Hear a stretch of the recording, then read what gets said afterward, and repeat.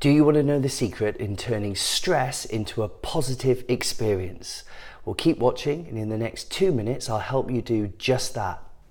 Hi, I'm Leon Taylor, Performance and Wellness Coach. I'm here in Morocco and I'm talking to you about stress, because stress is bad for you, right?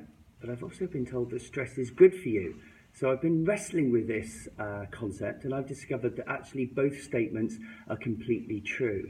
The way that I've been getting my head around it is looking at stress as two different types. You've got eustress, which is the stress that you can recover and adapt from. A good example of this would be lifting weights in the gym, and then you put the weights down, rest a day, you get the adaptation, and then you bounce back stronger.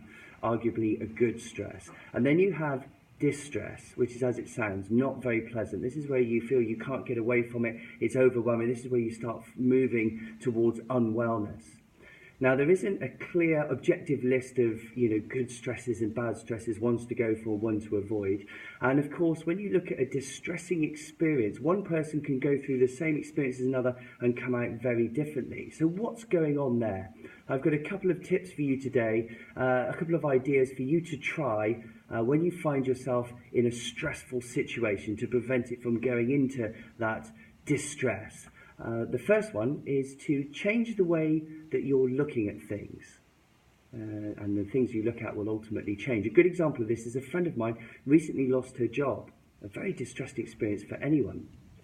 And instead of going down that negative spiral where it affects her self-esteem, she flipped it and thought, great, what an opportunity. She'd had a business that she'd be trying to start at weekends and in the evenings, and she focused all her attention on that. And now that business is up and running, and she looks back on the experience, the stressful experience of losing her job, as a positive one.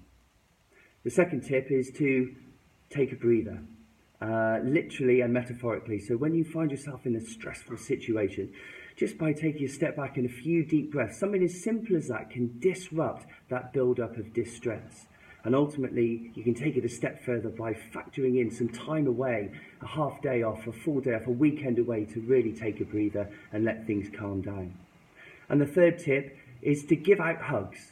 If you give out hugs, when you hug someone, you release oxytocin in the system. This is a mood-boosting chemical, but also helps physiologically start to repair some of the damage caused by stress, particularly to the heart.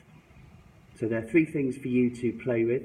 Let me know how you get on. Look after yourselves and each other.